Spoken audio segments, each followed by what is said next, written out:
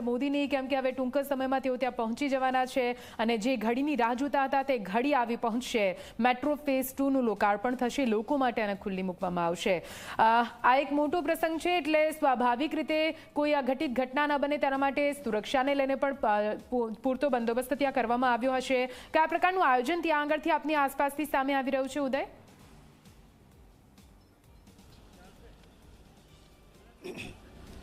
નિધિ, જો વાત કરવામાં આવે તો એક બીજું ખાસ પ્રકારનું આયોજન અહીંયા એ પણ ઊભું કરવામાં આવ્યું છે ગિફ્ટ સિટીમાં. માનો કે કોઈ ગિફ્ટ સિટી સુધી આવે છે અને અહીંયા સ્ટોપ થયા બાદ અહીંયાથી કોઈ પણ જગ્યાએ ગિફ્ટ સિટીમાં ક્યાંય જવું છે તો તેને લઈને ખાસ પ્રકારની એક બસ જે છે એ પણ બનાવવામાં આવેલી છે.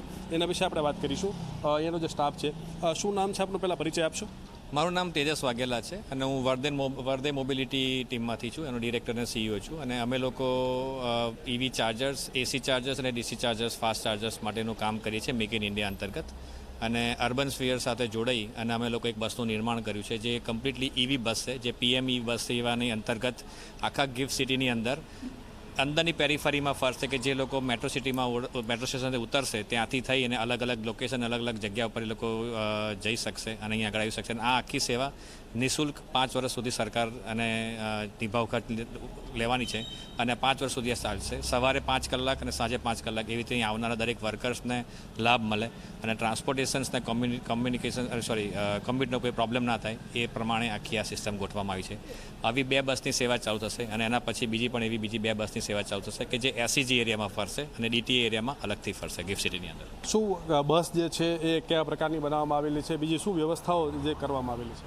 આ બસ એકચ્યુઅલી હૈદરાબાદ બનાવી છે મેક ઇન ઇન્ડિયાના અંતર્ગતમાં. PME ડ્રાઈવના જે 10,000થી લઈને 35,000 બસીસ જે છે એ એના પ્રપોઝલમાં અમે આ મૂકી છે અને 4 દિવસ જ થયા છે PME ડ્રાઈવમાં જે આવી છે બસ, એના માટે. શું લોકોને કેટલો ફાયદો થઈ રહેશે આનાથી અહીંયા આવનારાનો? सर, पहले इंट्रोडक्शन करने के लिए Urban Sphere as a company जो है हम लोगों ने पूरा मेड इन इंडिया कॉन्सेप्ट में बनाया. 80% प्रोडक्ट जो है हम लोगों ने लोकली मैन्युफैक्चर करते हैं. और एक मेजर खासियत जो है, हम लोग जो नरेंद्र मोदी जी मेजरली फोकस करना चाहते हैं मेक इन इंडिया कॉन्सेप्ट पे. सो 90% ऑफ द पावर ट्रेन जो दूसरे अपने कॉम्पिटिटर्स जो है बाहर से मंगाते हैं, ये पूरा हम लोग इंडिया में मैन्युफैक्चर करते हैं. और एडेड एडवांटेज, अर्बन स्फीयर सिर्फ गिफ्ट सिटी में नहीं, हम लोग इंडिया से बाहर एक्सपोर्ट भी करते हैं. सो इंडिया का हम पहला ऐसा कंपनी जो इंडिया में बनाते हैं और एक्सपोर्ट भी करते हैं. सो ये अपॉर्चुनिटी गिफ्ट सिटी में हम लोग वर्डे मोबिलिटी के साथ मैन्युफैक्चर करके यहाँ पे डिप्लॉय करने शुरू कर रहे हैं. महिला के हिसाब से आपका क्या मानना है? आज फेज 2 का उद्घाटन है, ये बस भी यहाँ पे गिफ्ट सिटी के लिए रखी गई, क्या मानना है आपका?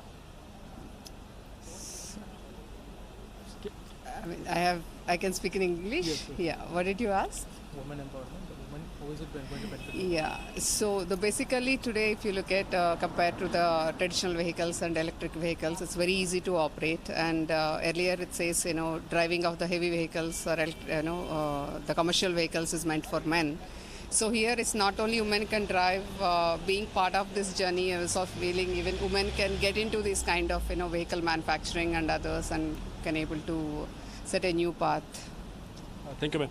તો નિધિ, તમે જોઈ શકો છો આ બસ આપણે દેખાડવાનો પ્રયત્ન કરી કે આ જે બસ જે છે, માનો કે મેટ્રોમાંથી કોઈ મુસાફરી કરી અમદાવાદથી આવ્યું છે કે અન્ય કોઈ સ્ટેશન ઉપરથી આવ્યું છે, મેટ્રોમાંથી ઉતરતાની સાથે ત્યાં બસ જે છે આ પ્રકારની 2 બસો જે છે અહીંયા રાખવામાં આવેલી છે. અને બંને બસો જે છે ગિફ્ટ સિટીની અંદર કોઈ પણ કર્મચારી કે કોઈ પણ વ્યક્તિને અવરજવર કરવાની છે એ પણ 5 વર્ષ સુધી ફ્રી સેવા જે છે એ આપવામાં આવશે આ ખાનગી કંપની. અને સાથે તે જે પ્રમાણે વાત કરવામાં આવે તો સરકાર તરફથી આખી આ સુવિધા ઉપલબ્ધ કરવામાં આવેલી છે. આ બસ જે છે અંદરની તરફથી આપણે દેખાડવા માટેનો પ્રયત્ન કરીશું.